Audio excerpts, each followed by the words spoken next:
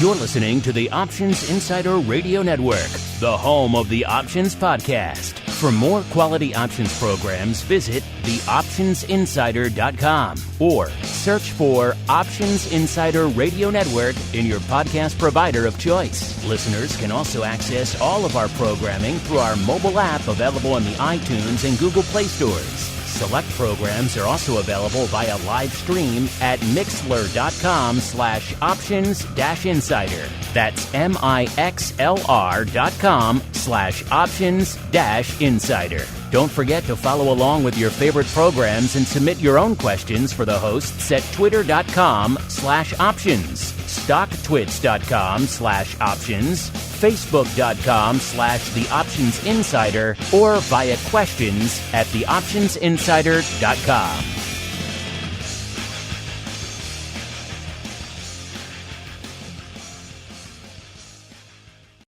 You wanted it, you got it. A radio program that helps teach you options trading inside and out, basic to complex. This is Options Bootcamp. Whether you want to learn how to protect your portfolio, generate income, or even become a master of volatility, the Options Bootcamp drill instructors will break it all down for you. Now, let's get you into peak options trading shape. Here are your Options Bootcamp drill instructors. All right, everybody. That music can mean only one thing. Yes, it's back. Options Bootcamp is back, at least for today. The program where we break down all of the fun and exciting ways that you can use options in your own portfolio. Maybe you never heard of these options things. You're like, what are these calls and puts? Tell me more. Got you covered there. Maybe you've looked at them, you understand a little bit, but you want to learn how to use these things, how to really start dipping your toes in these waters, or especially right now, maybe you're just scared out of your mind. You want to know maybe how options can play a part in these crazy markets, or how you can maybe just walk you back from that coronavirus ledge. Hey, we got you covered here. My name is Mark Longo from theoptionsinsider.com, as well as, of course, from the ever-exciting, especially these days, the Options Insider Radio Network. You guys can get us live right now, because there's no scheduled live time for the show. So we're live right now. Get it live right now, or, of course, after the fact on your podcast device. We don't judge. And keep those questions, those comments coming. A lot of you keep asking, when's bootcamp coming back? Well, it's back right now, so enjoy it. And we're hoping to get you more in the near future. And someone else who's been asking that question, and people have been asking that question to him a lot as well, when are we going to get more bootcamp? When are we going to get more bootcamp? My cohort, my partner in crime, the black-hatted one himself, Mr. Dan Passarelli from Market Taker Mentoring, as well as, of course, the author of many seminal options tomes like Trading Options Greeks and all sorts of fun stuff. Mr. Passarelli, welcome back to the Options Bootcamp Drill Instructor Proving Ground, sir. Hey, Mark, it's been a long darn time. It's so great to be back. How are you? It's great. I hope you got to dust off your hat, got to blow the dust off your whistle. I hope you got them all still in the drawer somewhere, sir. I do, yeah, under lock and key.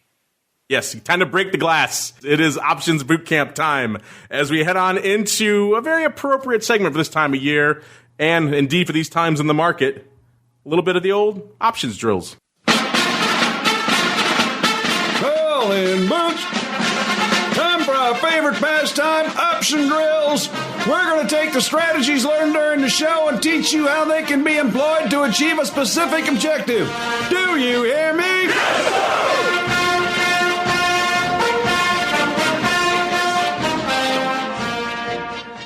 All right, everybody, welcome to the Options Drills. I love doing this show, Dan, because it just feels so festive, so patriotic. Every episode, no matter when we're recording it, it feels like 4th of July here on the show. Option Drills, of course, the portion of the show where we explain how you can use some specific strategies in your own portfolio. We're getting a lot of questions about this kind of stuff these days, so let's get into it. But before we do that, Dan, I thought it's important, given the fact that we are coming back live right now in the midst of these turbulent, tumultuous, pick your T adjective markets that we find ourselves in these days. A lot of people have questions about what the heck is going on. I've had a chance to pontificate about this a little bit already on our network on some other programs, but we haven't had a chance for you to chime in. I'm sure you're getting these kind of queries as well from a lot of your clients and mentees over there at MTM. So let's start there.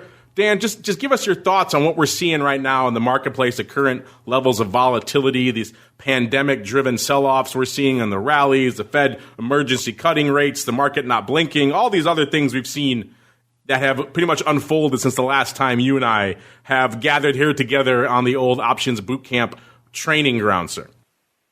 Yeah, it's been a fascinating time. I feel like there's always sort of an ebb and flow among traders, but it's not 50-50. It's not even where traders get complacent. Trading's easy. All I got to do is sell puts, and I make money for 8 years in a row, and then comes the flow. Where it's just like, hey, these are the times that I warned you about. Don't just indiscriminately go and sell puts and think it's going to work forever. And so it's an interesting time. I mean, a lot of our traders are killing it. They're doing really, really great because, you have volatility. Volatility is opportunity. I mean, this is arguably the best time for option trading most people are going to see in their lifetime. I like that. I like a little bit of glass is half full, grass is greener type of mentality, because we're certainly seeing a lot of the opposite in the broad financial media out there, right? It's just terrified, people heading for the hills, going to cash, dogs and cats living together, mass hysteria, all of that fun stuff. So it's nice to hear a little bit of a glass is half full approach, Mr. Pasquale, particularly from you, the black-hatted one, not known for such things, sir. I'll tell you, I've got a positive attitude. Well, let's start there. One of the most common questions, and don't worry, we're going to get to your questions, more of them in a little bit, listeners, but one of the most common questions we're getting right now is there's been a lot of sell-offs out here. I'm thinking about maybe starting to nibble again at these levels, or maybe I just want some strategies that I think are pretty viable in this kind of turbulent market we find ourselves in right now. We're rallying, we're selling off, we're rallying a little bit again. So a lot of those ups and down days, plus or minus 3% days, if not more, 7% plus circuit breakers triggering. I mean, we're seeing somewhat unprecedented movements of late out here. So Dan, a lot of people are asking us, what are some strategies we like here in these types of markets? I know you recently just put out a whole newsletter to this effect as well. So why don't you walk our listeners through what you're looking at right now? What are your top 3 trading strategies for this coronavirus-driven market, sir? Yeah. I put that into our newsletter on our blog, and you think it would be a good time to tell people about the YouTube video that I did on this? Sure, go for it. Yeah, so I also put together a YouTube video. It's pretty short, and we're going to cover all the strategies I talked about here. But if you want some more information, go to my YouTube channel. It's just simply youtube.com/market-taker-mentoring. And the specific video is 3 strategies for trading options in the coronavirus market. So the 3 strategies that I'm looking at now and I'm using mostly, I mean, there might be a couple other ones that I'm squeaking in now and then, are 3. There's selling puts to scale in, and that's my sort of investing strategy throughout this. And then the 2 trading strategies, one of them is short-term overbought and oversold breakouts. And then the third one is buying straddles selectively. So let's start at the beginning, sir. Everyone's asking about selling puts. I think everyone's kind of go-to premium harvesting / getting long strategy is selling that old put. Let's start there. Let's walk us through, selling puts to start nibbling at those long equities again, sir. Yeah, so those of you guys who have watched some of our bootcamp podcast episodes in the past, you're familiar with the MTM Smart Income System, which is my covered call and cash secured put selling strategy. So I use that every single day in my IRA. Now, a while back, I ended up getting assigned on some calls, and usually that's part of the plan. But this time I ended up staying out of the market, and I actually kind of got out of the market a little bit early. And when the market kept rallying, a couple of months ago, we're talking like December, January, I was like, oh man, I kind of gave up some opportunity here, and I was looking to scale back in. Enter coronavirus. So what I have done is when the bad news comes out, when the market pulls back, when implied volatility jumps up sky high, I've sold puts. And, because I was scaling back into the market, I'm not looking for the exact bottom. Probably we haven't found the exact bottom just yet. But scaling back into an investment that you previously got out of, that works fantastic for your long-term strategy, especially in an IRA. It works well for two reasons. One is because if you have idle cash sitting here, I mean, look, coronavirus has two potential outcomes. One is the thing happens and then it goes away and the market goes back up. The other scenario is it's the end of the world and, well, you don't really need money if the world ends anyway. So I'm banking on scenario A. So being able to sell extremely overpriced puts right now and hoping to get a sign, but if I don't, that's okay. I'll just do it again tomorrow after they expire. It's really, really worked great. It's enabled me to get back into the market at low prices while bringing in, historically low prices for recent history, while bringing in extra profit. I've been doing that in spiders, again, just to scale back into equities in my IRA. But I've also done this with USO because, I mean, that's sort of another problem unrelated to coronavirus. It has to do with the oil wars going on right now. Perfect timing. But it actually is perfect timing because the price of crude is near cost. It's near the cost of what it is to get it out of the ground.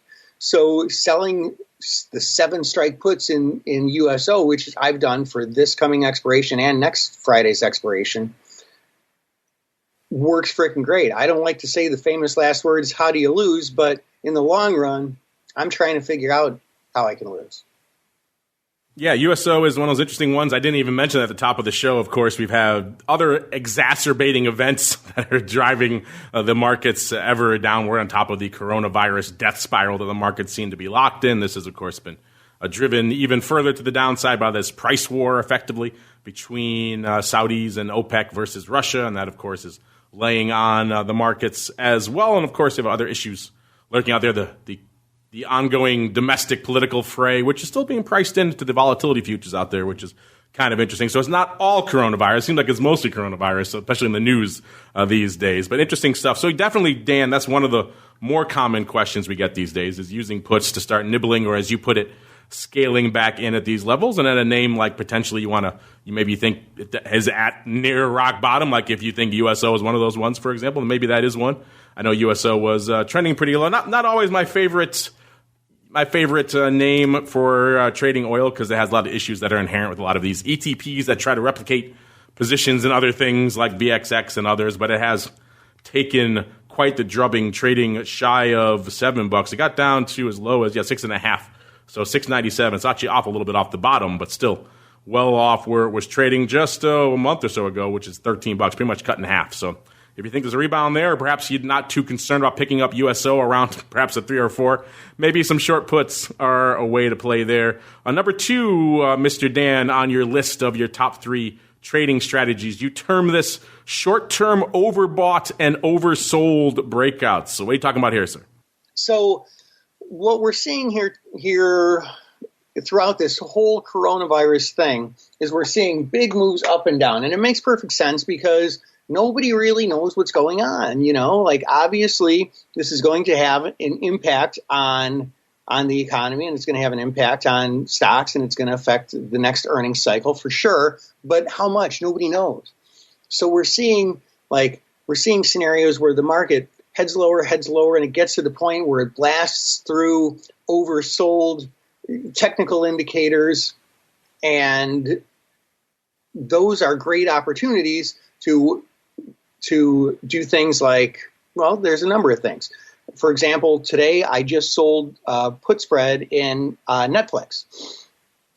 Sold the 320 puts that expire this Friday and bought the 310 puts expiring the same day. With the market oversold and Netflix being one of the strong stocks in the market, I love selling that extremely high implied volatility. I was able to take half the position off for about a 40% of my max profit today within a couple of hours because the market just moves so fast. So when we get to these overbought or oversold scenarios, doing things like selling put spreads when oversold, selling call spreads when overbought, or because the market moves so much, even though implied volatility is high, there are some cases where I don't mind buying that overpriced implied volatility because what I'll make on delta is so much more than I'll lose on implied volatility, potentially. So just doing simple things like buying calls on a breakout or buying puts on a breakdown. Do you guys do a lot of technical analysis and educating over there at MTM, sir?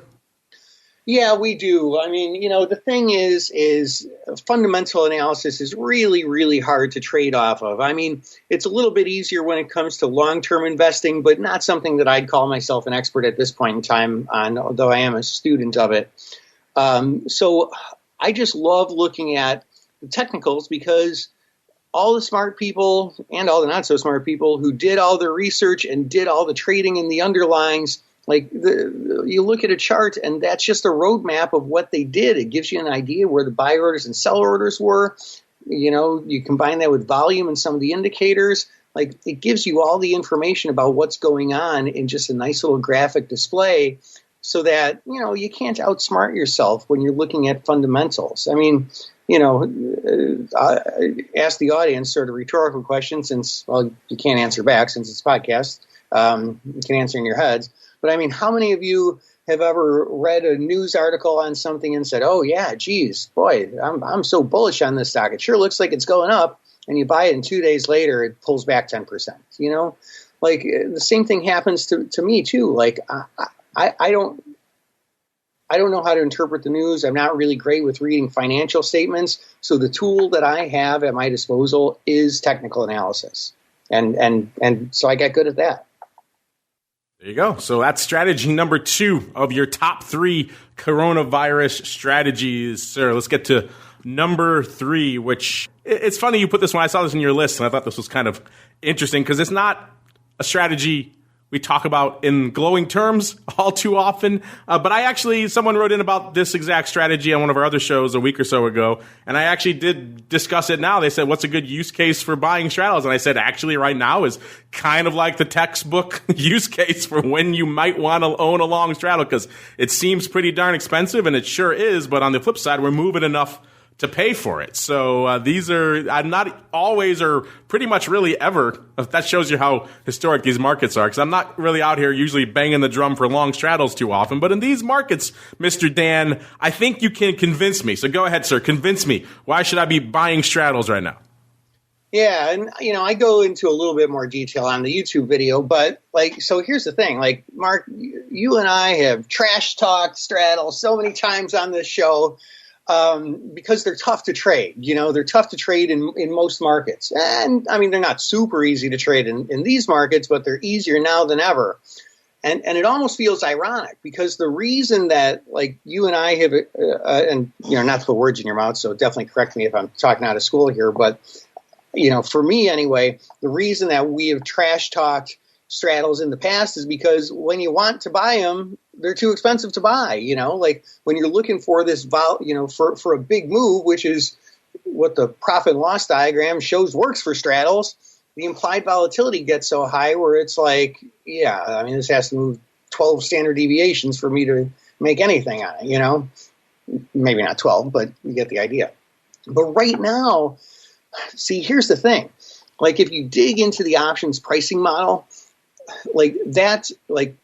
it's basically really all about straddles when it comes down to it, but it includes dynamic hedging. It kind of includes the underlying stock going up and down and you dynamically hedging. But when you get markets like this where it can just trend, it moves 3% in a day and the next day it might move in the same direction another 3%, it's worth buying the overpriced implied volatility. So yeah, I mean, in the YouTube videos I go into a little bit more detail, not a ton, but a little bit more, to kind of give you some tips on how you might, how you might be able to use these and how to set some price targets.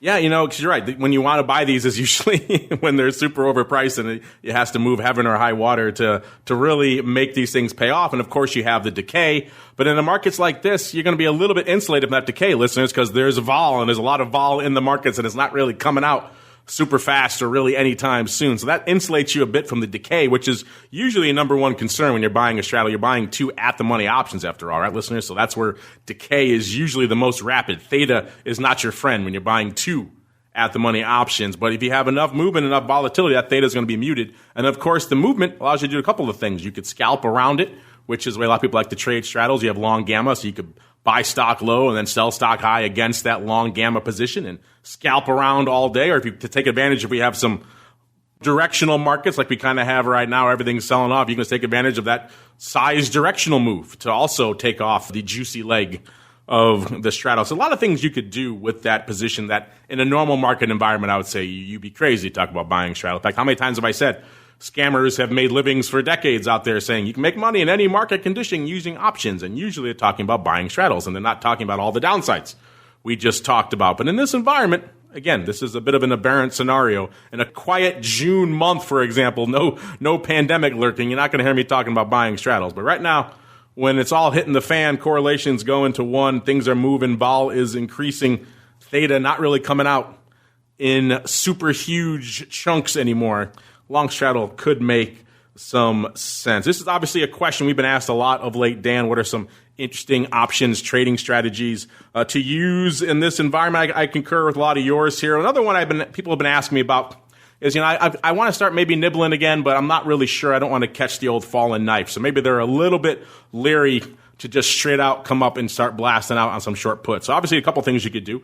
First off, you can turn that short put into a put spread if you're concerned that perhaps your analysis was off. So instead of just selling, let's say, a 10% out of the money put in XYZ name, you're concerned maybe it might drop 15 or 20%, in which case maybe you sell a 10% out of the money put, you buy a 15% out of the money put just in case the worst comes to pass and you're wrong. That's one way to mitigate your risk. Obviously, you're not going to get all the premium you may want, but at the other end, you're protected against a extreme adverse reaction. You're going to lose the value of whatever that spread is, the width of that. But outside of that, you're not going to lose your house and your kid's college fund and all that other fun stuff. Another way to structure a short put with a little bit more cushion, a little bit more wiggle room, which I think is useful in times like these because none of us really know where the bottom is. We don't know what the full impact of this disease is going to be. We just saw this morning. It was classified as a pandemic now by the White House. We're seeing areas of the U.S. being quarantined now for the first time. We're seeing Italy. Effectively, the entire nation is in lockdown. So we're hearing a lot of dire things that are saying it might get worse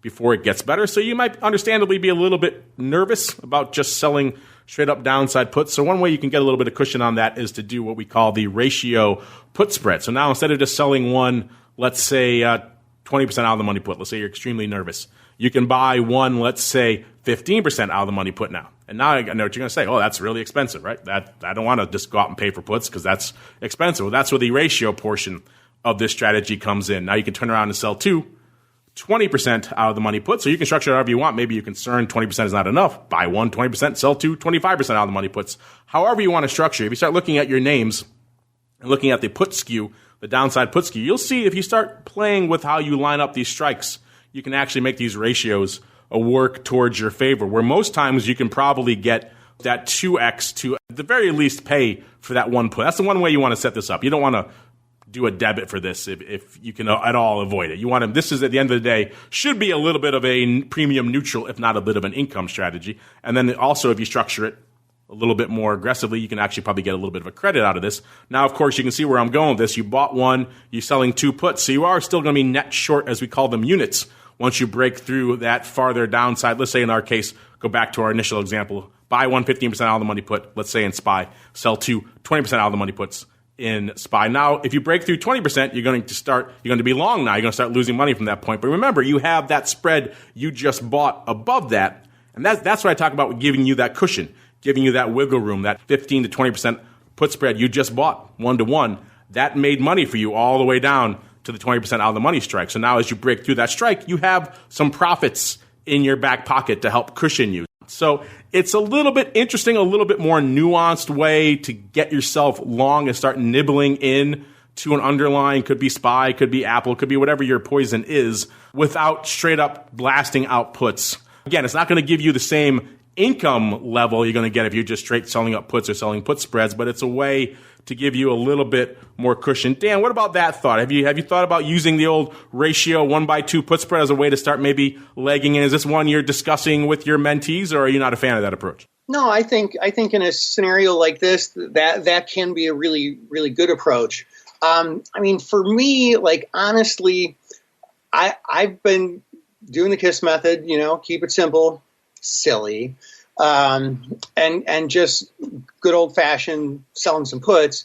Because, like, honestly, like, I want to get assigned. I want to scale back into what I sold here at lower prices, and to be fair, like, and this is a very, very important point. This is long-term funds. This is IRA. This is long-term holdings. It is extremely likely that every one of the puts that I have sold or will sell will be a money-losing position at some point in the short term. It is almost a certainty. There's nothing certain in trading, but it is pretty much a certainty. But what I'm doing it for is the long run, to scale back in and accumulate those long-term buy and hold strategies. And, a year from now is kind of the time horizon I'm looking at, looking back and feeling I did something smart. No, I definitely got you. I was thinking the ratios more for people who are still nervous. They want to sell that put, but I think they're a little bit nervous. Maybe that near-term loss is going to spook them. They could actually make a gain on that ratio put spread if it drops a little bit there in the near term, which maybe might bring a smile to their face in these otherwise dire times. So there you go. That's just 4 approaches, ways you can use options and indeed different techniques, or as we call them here on the show, options drills, to incorporate options into your portfolio in these very turbulent, pandemic-driven times. But I know you guys have a lot of questions on your brain as well. You've been waiting for boot camp. So without further ado, let's get some of you on the show with a little bit of your mail call. Mail call. Time to look at questions submitted by our listeners.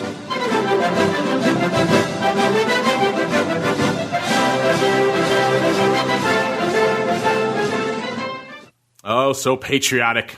I'm waving my flag and my sparklers like it's 4th of July here as we head on into the mail call. This is, of course, the segment where you guys take the reins, your questions, your comments. As you might imagine, we get quite a few of them for this show. We haven't done this show in a little bit, so we've been funneling a lot of your questions off to other shows, so you guys don't have to wait. But a lot of you wait for this show, too, so I want to make sure we get a bunch of them off here as well. Like, a lot of you had a similar question to Mr. 0087, who wanted to know, hey, back at you. Where's my boot camp? Well, yeah, we wanted to have more for you. We were planning to do a lot more frequently towards the end of last year. As I've said before on the show, it's challenging in this environment. You think it would be easy, but it's challenging to sell options education to firms out there. A lot of them don't want to sponsor it for whatever reason. It's a weird thing. I'm not sure why retail education has lost its glamour, lost its luster out there, but we want to keep doing it, so we're going to keep doing it for you as we hold these firms to the fire out there to get them to, at the end of the day, there has to be more than just OIC and maybe the Options Institute over there, the SIBO, and a couple of others out there really doing straightforward options education. We're going to keep bringing it to you, and we're going to hold these firms' feet to the fire so that we can bring you more as well. Because at the end of the day, particularly in an environment like this, folks need a little bit of options education, a little bit of hand-holding as well. And so, yeah, Mr. 0087 and everyone else who asked where your favorite options show is. We're trying to get more of them out there. In the meantime, enjoy this one, and we're trying behind the scenes. We're working for you, 0087 and everybody else. We want it more than you do, trust me. So we're trying to get it back on the airwaves for you on a regular basis. All right, next up, Ilian. Ilian says, this is nuts. Yeah, I'm with you. It's nuts. He goes on to write, I'm thinking about starting to nibble at these levels. What are your preferred ways to use options now to start nibbling without losing my shirt if the market continues crapping out? I don't want to just load up on overpriced puts. Well, Ilian, we kind of just did a whole segment for you just on that. So check out the options drills just to recap. Talked about short puts, talked about ratio short puts, and indeed short put spreads, and even hard to believe, long straddles. Crazy, I know. This is probably one of the few times you're ever going to hear us recommend that strategy, so enjoy that one. Again, you still have to be clever with those. You can't just put them on, set it, and forget it. You got to be on top of it. You got to be sitting at your trading account watching if you're going to be trading long straddles. But that's some of our ideas for you. I'm curious, Dan, we kind of just answered this once, but I'm curious for you right now. as you're gauging the sentiment of your MTM clients, your MTM audience, how many of them are coming to you with this type of question, saying, hey, I'm intrigued, I want to start nibbling here, versus how many of them are still kind of just saying, I'm going to take my ball and go home, kind of wait and see approach? Man, I will tell you what, right now, like we have had like 5 different people come just sort of out of the blue asking for one-on-one coaching. In our chat room, like we have a chat room for our students. Anybody who's in any one of our classes gets it for free. And people post their trades real time live, and a whole bunch of them are just killing it. You know, like and it's not like they're bragging or making it up. Like they post the trades at the time they make them, and you see how it plays out. You know, and a lot of them and a lot of them are doing just that. You know, a lot of them are selling puts into this. You know, the lower we go, the more they sell puts, and just kind of backtracking on exactly like the concept of this. It's important with all trading, but especially this type of trading right now, to fully understand your objectives. When you fully understand your objectives, all the stress becomes gone because you come up with a plan that you agree with, and then you follow the plan. And I know that in the short term, all these puts are going to be underwater, and all the stocks that I acquire from getting assigned are going to be underwater. But I honestly don't care. Like I have not a single ounce of stress when the market goes lower now on the stuff that I scaled into. Not a single ounce of stress, because I have faith that a year from now, maybe it'll take 2 years if stuff really gets crazy, but it's the buying opportunity of a lifetime. There you go, listeners. So if you're on the ledge, maybe Dan has helped talk you off it, just like Ilian and everyone else out here. Next up, Nick Tix. I like that handle. He or she asking, why bother with options when I can get short with SDS? SDS, if you're not familiar with it, listeners, is one of these levered short S&P type instruments. And there's a legion of these out there. You can pick your flavor. SDS is ultra short S&P. You can get ultra short Qs or Dows or whatever. There's a lot of these levered instruments out there. We talked about them before. I'm not a huge fan of these for a couple of reasons. I called them poor man's options, which is effectively what they are. They are allowing you effectively at the end of the day derivatives exposure without having to have the derivatives expertise yourself. So I tend not to recommend these because you can always replicate this and probably do a much better job yourself using the options products themselves. And there's a lot of reasons why we don't like these. The construction of these is usually often, I call them Franken products as well, because that's pretty much what they are.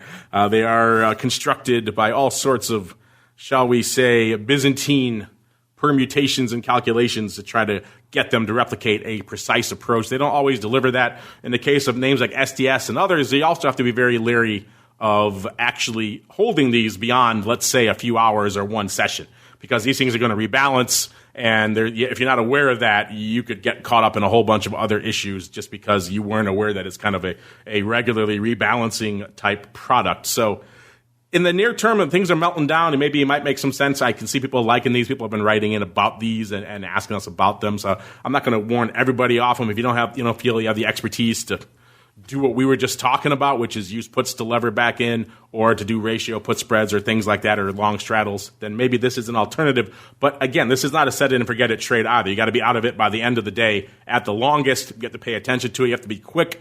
Anyone I tell who's trading these things, you have to be very quick on the exit button with these. If the market does turn, because these things are going to get annihilated very quickly. So you have to be quick on the exit there. And at the end of the day, these things also, look at a lot of the markets we have right now. There's a lot of overnight risk, a lot of weekend risk. These products are useless in that, because they're going to open up already. The market's at limit at a circuit breaker like it was on Monday. This thing has already opened up. You've already missed the move. So the use case for that versus if you put on options earlier on like a Friday or something, you could have had a position for that. So not a huge fan of these. They've also obviously cracked down on trading options on these things. They used to have options with just regular margin, a lot of brokers on these things. So you were effectively trading a levered instrument on a levered instrument. Brokers quickly realized that was insanity, And so now you're going to see increased, margin requirements on these as well. So from an options perspective, they also don't make a heck of a lot of sense. So in general, I much prefer you going out learning from a show like this or from your broker, from an educator like Dan, and doing the strategies yourselves. In the near term, quick blush, quick trades, I can see some use cases for these, but I'm not a fan. Mr. Dan, what are your thoughts here on these kind of levered ETPs out there? And a lot of folks may be using them as a surrogate for options, sir. Yeah, not a surrogate. And I won't even be as generous as to call them poor man's options. Because, look, there's two cases when it comes to trading, right? You're going to be wrong or you're going to be right. If you're wrong with these things, you get annihilated instantly, whereas if you instead bought puts, you have limited risk. If you're wrong, you're way better off with options. But if you're right, sit down and do the math, talk to your broker as to, what the margin is on these things. But I think you'll find that you have to put up way less capital to have the same exposure by using options instead of by buying these, inverse, highly levered instruments. So if you're wrong, you lose more with those. If you're right, you make less with those. So I don't see the attraction. Like it's not logical when you really deeply understand both of those alternatives. Yeah, at the end of the day, I think it's really just a simplicity play. People just don't have the wherewithal. They don't want to develop the wherewithal to do it themselves using options, which is, as you just outlined, going to perform better 99 times out of 100. It's just hey, I can buy it and then sell it later in the same day and maybe make a little bit of money. In an environment like this, I'm not Nick Ticks. I think no surprise, Dan and I, not huge fans of these. If you are going to trade them, very short term, keep your finger on the trigger, on the exit button there. And hopefully you do well with it. I'm not going to, if you want them, if you want to trade them, I'm not going to talk you away from them. But hopefully you do it judiciously and it works out for you. All right, next up we got a comment from Brett Leidendorf. He said his head is so full of COVID-19 news and hashtag volatility. He said, I just wrote this to a friend about an event. He said, thanks to COVID-19, our time to come together and socialize is rapidly deteriorating like the theta of out-of-the-money options during expiration week. Let's hit it. Well, definitely, Brett, sounds like you're one of our guys. You're deep in the options weeds. Sounds like you're a little bit deep in the COVID-19 weeds as well. Maybe you can take a step back from that. But this one kind of brought a smile to my face. And Dan, I'm sure as you, the author of the Options Greeks tomes, probably brought a smile to your face as well, sir. Yeah, that's like options poetry, man. That is. That's a kind of an underserved market. Not really a lot of options poets out there. What do you think? Think we should break in? What do you think? Me and you, the first ever book of options poetry? The first book of poetry. Mark, you know a tree. Yes. That would be the first and last ever book of options poetry. I could safely guarantee that. It would sell one copy, maybe two. Maybe our moms would buy it. And outside of that, that would be a very short-lived experiment, but maybe a fun one. Nonetheless, we could reinvigorate the debate, rhyming versus unrhyming poetry, all that good stuff. Instead, let's keep on going. We got more of your questions out here. I'm not sure if they're all going to be as poetic as that last one, but fun ones nonetheless. Dan, like I said, you're Mr. Greek, so another fun one for you. This one came in a while ago. We discussed it on one of our other shows. I want to make sure we got it on this one here as well, because this is where I think they sent it in originally. This comes from Option Fighter. I like the handle. He says, hey, insiders. I guess that's us. He says, I have a question about time decay when the market is closed. I'll ask a simple form of it that you could state on the air, then I'll elaborate with the details of what I'm asking, which might be too verbose to read on the air. We have a little bit of time, so I'll do the longer version. But his short version is that the market ain't open, time ain't decaying. Would you say that's true, false, partially true, etc.? He says in more elaborate details, says, I have consumed books, blogs, and podcasts trying to find out exactly how time decay works when the market is closed. Doesn't seem like there is a definite answer to this. Instead, there's a lot of rumbling about, quote, Friday morning, thinking about taking the day out for the weekend, etc. Seems like a hacky solution. Beyond that, if time decay did in fact occur when the market is closed, it seems that would create an arbitrage opportunity that would quickly level itself off. For example, if time decays over the weekends, wouldn't everyone and their brother rush to short time decay by selling options Friday afternoon and buying them back on Monday? So that the subsequent effects on supply and demand of option prices would cancel this discrepancy out. Wouldn't the same also be true when the market is closed overnight, such as between Wednesday night and Thursday morning? Please advise. So I touched on this a while ago when he first sent it in, but Dan, like I said, you're Mr. Options Greeks. And also, you were a market maker on the floor, so you're familiar with that old taking the day out or two out there. What do you have to say here from Mr. Options Fighter, who wants an answer to this basic adage of the market? The market ain't open. Time ain't decaying. Would you say that's true, false, or a legitimate point of contention, sir? Options Fighter, bro, listen. If you've been reading books and blogs and podcasts to get this answer, you need to go and look at some Options Insider Bootcamp podcasts from the past, because we have given this answer, I bet, a bunch of times already. Dig deeper, man. So look, there's a difference between price and value, right? The options pricing model typically models option valuations that time decay comes out every day. Anybody who's ever traded on expiration day and watched prices closely knows that it also comes out intraday, right? Like it starts out on expiration day kind of leaking out a little bit, and the last hour, like all the value leaks out. Do options change in value while the market's closed? Of course they do. I mean, for goodness sakes, you see that right now, right? Like, do you watch the futures at night? Do you subscribe to CNBC or Bloomberg news feeds where they send you a text at 9 o'clock at night when you're, trying to watch reruns of American Idol and you're trying to relax, and they tell you that futures are set to open 900 points lower? Yeah, the options are revaluing, but the price doesn't change. The price only changes while the market's open.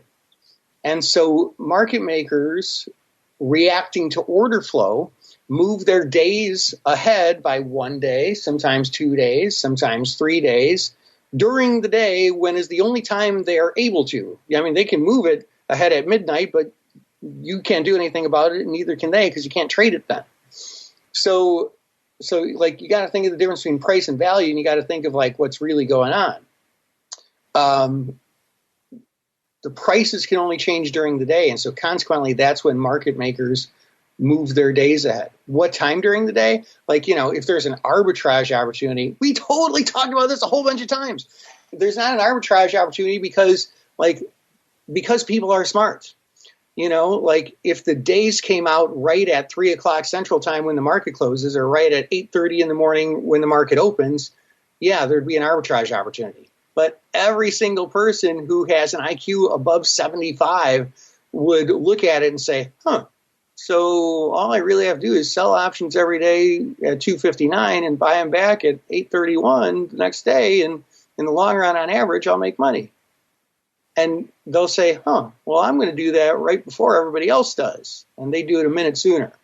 And then somebody who has an IQ of 80, who's just a little bit smarter than that guy, will say, I'll do it 1 minute before him.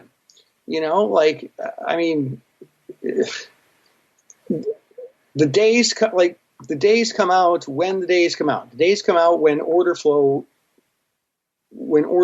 dictates it, when people start selling options because they can't make money on their gamma scalping. So I don't know. That's how it works. I don't know if I'm particularly eloquent or not today. If I'm not, go back and look at a whole bunch of previous Options Insider Bootcamp podcasts, because we definitely talked about this a whole bunch of times. Yeah, this is an interesting one. Like I said, it can only really come out during the day when things are trading, right? But it has evolved into a much more nuanced process. When I first walked on the floor in the late 90s, it was kind of like Option Fighter here is terming it, where you kind of do your trading, you go back to your office at the end of the day, you adjust your SKUs, and you roll the date forward one day, and lo and behold, that's when most of the theta comes out. Then obviously firms got more nuanced with how they approach it these days. The firms are adjusting that stuff on the fly. It's a lot faster. You're right. If it was just, okay, 259, time to flip the date, then there would be a lot more arbitrage opportunities out there than there are now. In fact, this knowledge got so widespread so many people thought exactly what you were suggesting here, Option Fighter, that maybe there was an arbitrage opportunity, that people started really overdoing the selling of options towards the close on Friday to the point where they were hammering these bids beyond what the rational theta would have dictated for the prices. So they were really selling they were already selling on Monday's prices, if not into Tuesday, at those levels of decay. So savvy traders actually started doing the opposite, started coming in and buying on Friday right before the close, because what they were getting was effectively a free swing of the bat for the weekend. They were already buying it on Monday's, if not Tuesday's levels from a decay perspective. So they were paying no decay for the weekend. So that if something happened on the weekend, they got a free home run or a double or triple. So people were actually starting to do the opposite because that strategy got so widespread out there for a while. That has since now mitigated itself as well. I think we're in a much better equilibrium. So it has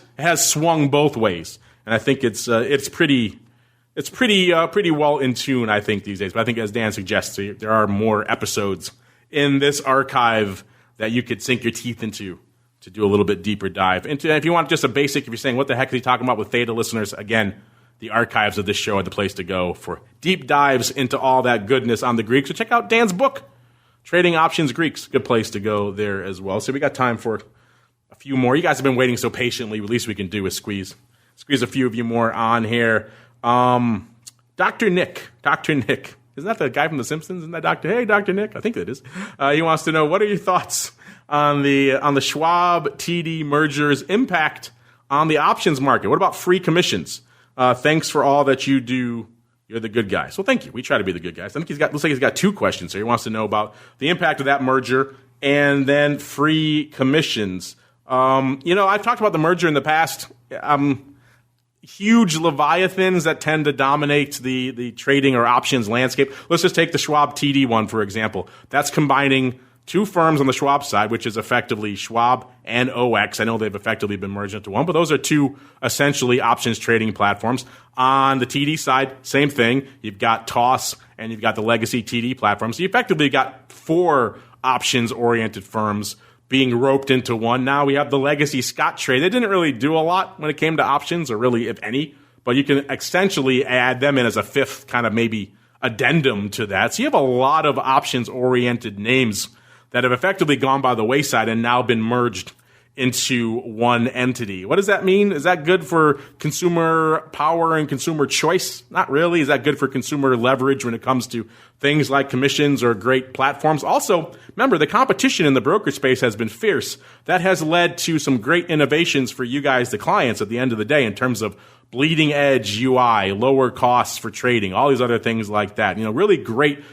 And you look at what the retail can trade with now. These are pro-level tools. When I first walked into this business a few decades ago, this stuff didn't even exist for the pros, let alone their active retail gets it for free now. You put 10 grand in a trading account, you get access to all this high-level stuff. That's all because of the just savage competition in the brokerage space. If that goes away, that mitigates, you're not going to get a lot of that good stuff anymore. So I'm always a fan of seeing more competition because it benefits the consumer at the end of the day. What about free commissions? Other part of your question. I mentioned low cost. I think there's a difference between low cost and no cost. Certainly, options are not free. Options are still 65 cents a contract. There's no ticket charge.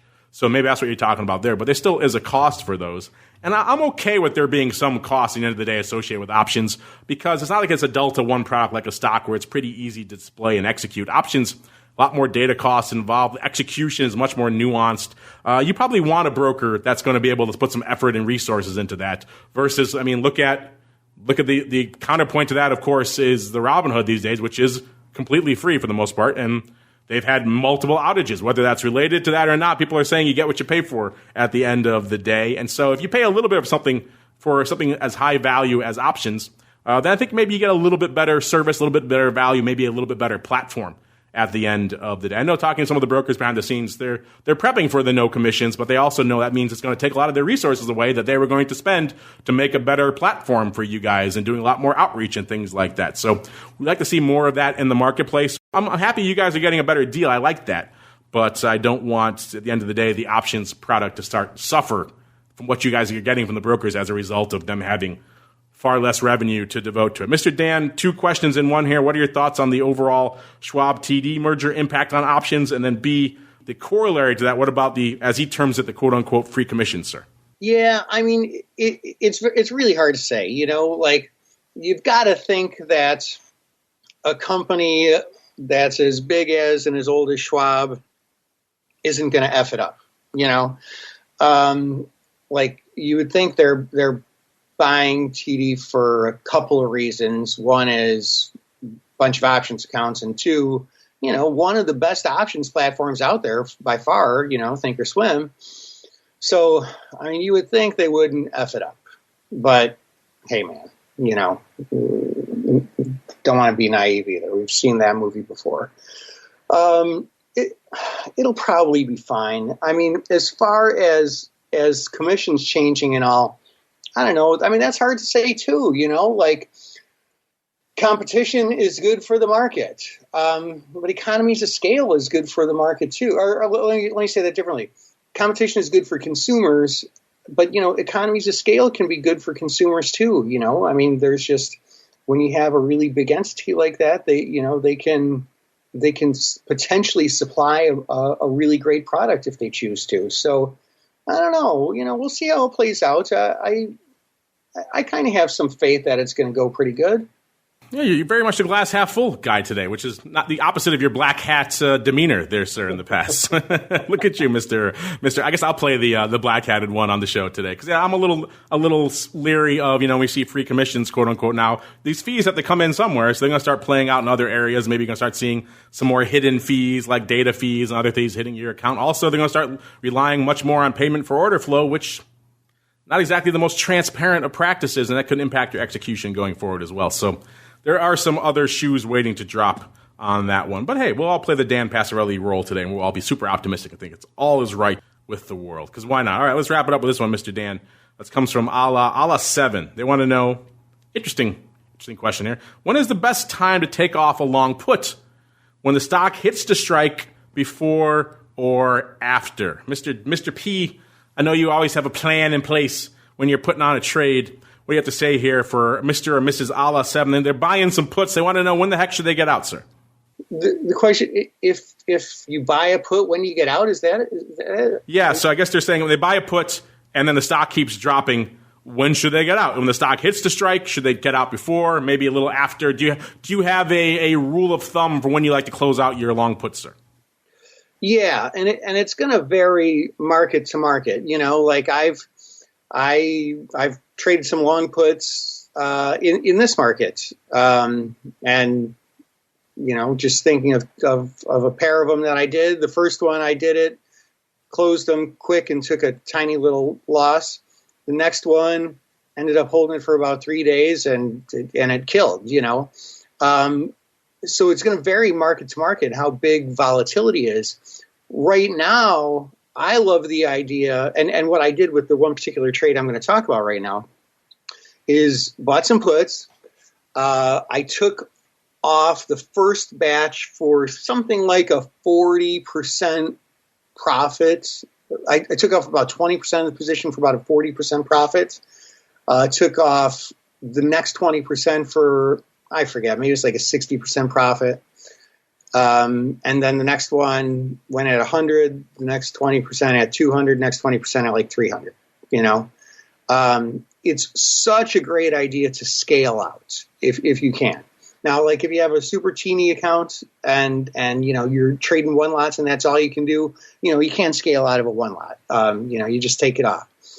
To me, the most important thing, I can give you a rule, but the rule doesn't matter. You know what matters is that you have a rule, is that you have a plan going into it. Like never make that decision, never buy a put and say, well, let's see what happens. And then you have a profit and you go, oh, gee whiz, I'm not sure what I should do. You think I should take it off? I don't know. I'll let it ride. And then it reverses and all your profit's gone, or I'll take it off now and, oh, holy cow, I could have made a whole bunch more. And then you're mad at yourself. Like have a plan.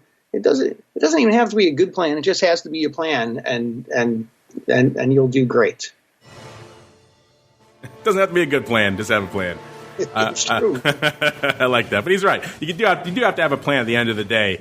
You can't just buy these puts in and let the dice fly high, as Caesar said when he rolled across the Rubicon. There, you have to you buy a put. You say, hey, I expect to make 30% on this. I'm going to close it out if I do that. And if it goes against me 25%, I'm going to close it out there. And you have those rules in place, and then you're good to go. Maybe, as Dan mentioned, these kind of markets, maybe you want to leave yourself a little bit of room for scaling on the upside in case you hit a home run, because downside puts have a chance to do that in this market. So maybe you start scaling out of that 30%, and you get 50, a 2x, whatever your levels are. I can't give you hard and fast levels, but you have to have a plan in place before you do it. You can't just wait and say, oh, it's hitting the strike now. Now it's time to get out. Got to do it when you're putting the trade on. That's the key. And unfortunately, listeners, that music means we've come to the end of this return of boot camp, at least for this episode, this coronavirus special edition of Options Bootcamp. Hopefully gave you some interesting strategies you can utilize in your portfolio. Hopefully, maybe we talked you off the ledge a little bit as well here. But before we go, Mr. Dan, maybe they want to check out this newsletter you're talking about, or maybe your YouTube videos, and maybe they want to hit you up directly for some one-on-one coaching. Where should they go? What should they do, sir? Yeah, you can always find me just at my website, markettaker.com, 2 T's in a row, stock market. Yeah, market like stock market, taker like, take what is yours, 2 T's in a row, markettaker.com. And you can register for the newsletter on the homepage, but definitely check out my YouTube channel. It's just simply youtube.com/markettaker mentoring, all one word, and check it out. Definitely check out that 3 strategies for trading options in the coronavirus market. There you go. Check him out. The mecca for all of his stuff, markettaker.com. Don't forget 2 T's. 1 T for market, 1 T for taker. I always forget the second T. I'm never going this. Markettaker, 2 T's.com is the place to go. It's the mecca for all things MTM. And, of course, from there you can sign up for the newsletter. Don't forget to check out the YouTube channel for that video and a lot more from Dan and the crew over there at MTM. And on behalf of Dan and indeed myself, I want to thank all of you out there for downloading, streaming, subscribing, for continuing to write in and download this show. You guys clearly love it. So we're working on getting it back to you on a more regular basis. I know I've said that before, but we are, trust us, behind the scenes, we are working diligently. And we hope to see you again really soon for more Options Bootcamp.